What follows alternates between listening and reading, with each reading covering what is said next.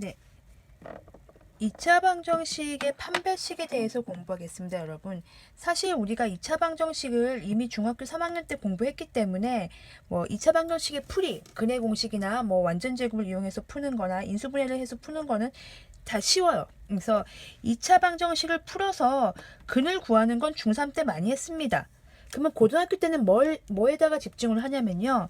판별식과 근과 계수의 관계 등에 대해서 집중을 할 겁니다. 지금 그리고 이게 실제적으로 좀 중요하고요. 2차 함수하고도 연결시켜서 굉장히 중요하기 때문에 그거에 집중을 하시면 되겠어요. 그럼 판별식이 뭐냐면요. 판별하는 거죠. 뭐를 판별할까요? 네, 근의 종류를 판별합니다. 그래서 우리가 서로 실수인근, 서로 허수인근 이렇게 근의 종류를 판별할 건데요. 왜 그런 일이 생기냐면요. 근의 공식을 보면 루트가 있죠. 루트가. 우리가 배웠습니다. 루트 안에 중학교 3학년 때 양수나 0만 배웠지만 루트 안에 음수가 들어갈 수도 있다는 걸 배웠잖아요.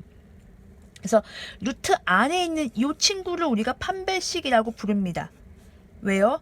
루트 안에 있는 이 친구가 0보다 크면요. 루트 안에 0이잖아요. 이렇게 해서. 그래서 이런 거잖아요.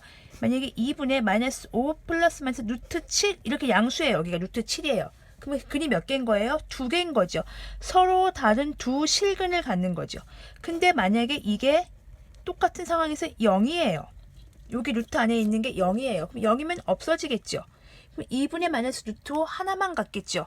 중근만 갖습니다. 그런 거 우리가 서로 같은 두 실근 혹은 중근을 갖는다. 실근을 한 개 취급하는 겁니다. 그 다음에 D가 만약에 음수일 수도 있어요. 이렇게. 그러면 이건 뭐가 됩니까? 네. 허근되는 거 보이십니까? I가 나오겠죠? 서로 다른 두 허근입니다. 우리가 이 부분은요. 중학교 3학년 때 다루지 않았던 부분이에요. 그런데 우리가 복소수에서 음수가 루트 안에 음수 나오는 걸 봤기 때문에 이제는 허수의 범위까지 다룰 수 있기 때문에 그 허근까지 개념을 다룹니다. 그래서 2차 방정식의 판별식은요. 딱 두 개입니다. 실근이냐 허근이냐. 실근이냐 허근이냐 요 개념만 잘 갖고 계시면 되겠습니다. 요 개념을 잘 갖고 계시면 나중에 2차 함수 풀 때 굉장히 유용하게 쓰입니다. 그때 가서 다시 한번 설명을 해드릴 거고요. 우선은 판별식이 b제곱 마이너스 4h라는 걸 외우시고요. 짝수일 때는요. b-제곱 마이너스 h라는 걸 외우세요. 이거는 근해 공식을 외우셨으니까 그 루트 안에 있는 거, 그 루트 안의 부호를 판단하면 되는 겁니다. 그랬을 때 우리가 이제 주목해야 될 부분이 판별식이 0인 경우에 주목을 해야 됩니다. 판별식이 0인 경우에는 어떨 때 판별식이 0이냐면요. 이럴 때 판별식이 0입니다. 중근을 가지면 판별식이 0이에요. 자, 그럼 생각을 해보겠습니다. 판별식이 0인 경우는 중근을 가질 때입니다. 즉 서로 같은 두 실근을 가질 때입니다. 왜 그렇다고 했죠? x는 2a분의 마이너스 b 플러스 마이너스 루트 b 제곱 마이너스 4ac인데 판별식이 0이라는 얘기는 이 부분이 없다는 얘기잖아요. 그럼 근을 하나 갖는다는 얘기예요. 완전 제곱식이라는 얘기죠. 이런 거예요. 실근이 두 개려면요. 이런 식으로 인수분해가 돼야 되는 거잖아요. 근데 실근이 하나이려면요. 똑같은 근이 이렇게 나오는 거잖아요. 즉 완전 제곱이 되는 거잖아요. 요거 판별식 한번 써볼까요, 여러분? b-제곱 마이너스 ac 하면 0 되는 거 맞잖아요. 완전 제곱이 0이거든요. 완전 제곱이 콜 0꼴이면 어떤 2차식이 완전 제곱식일 때 우리는 그게 뭡니까? 판별식이 0인 거고요. 2차 방정식이 중근을 가실 때 우리는 뭡니까? 판별식이 0입니다. 그리고 그때 중근은요. 2a분의 마이너스 b가 됩니다. 여기가 사라질 테니까. 그래서 판별식이 0인 경우는 언제다? 2차 방정식이 중근을 가질 때, 2차식이 완전 제곱일 때. 그래서 중근일 때와 완전 제곱일 때는 D는 0 씁니다. 그래서 완전 제곱일 때 우리가 썼던 공식 중에 뭐가 있었냐면 이런 거 있었어요. 앞에 개수가 1일 때 요 2차항의 절반의 제곱이 상수항이면 완전 제곱 이렇게 했었는데요. 그 방법을 쓰셔도 좋고요. 아니면 판별식이 0이다를 쓰셔도 좋습니다. 그래서 요 관련된 문제들을 쭉 풀어보겠습니다. 다음에 나오는 예제 문제들은요. 좀 쉬운 문제들이에요. 그래서 그 다음 페이지에 있는 문제들은 쉽기 때문에 이제 보여드릴게요. 그래서 우리가 이제 이 책의 구조가 2단원이 2차 방정식의 판별식이잖아요. 그래서 판별식이 뭔지 나와 있고 판별식의 효과, 효용성, 효과, 효용성 어디다 쓰는지 실근을 갖는 조건이 쓰는데요.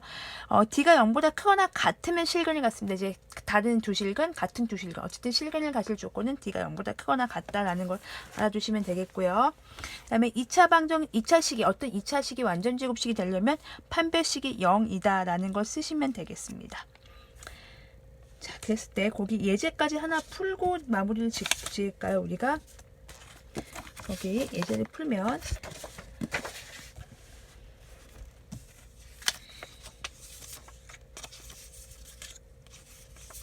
네, 이런 예제가 있죠. 여기 제가 준비해놨습니다.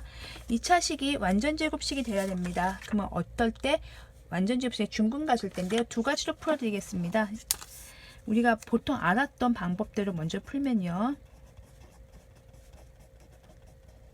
2차, 1차항 상수항인데요. 2차항 개수가 1일 때 1차항 개수의 절반에 뭐가요? 제곱이 상수항이면 되는 거죠. 이거의 제곱이니까 4분의 k 플러스 2의 제곱이 k 플러스 5면 됩니다. 그러면은 k 플러스 2의 전체 제곱은 4k 플러스 20일 거고요.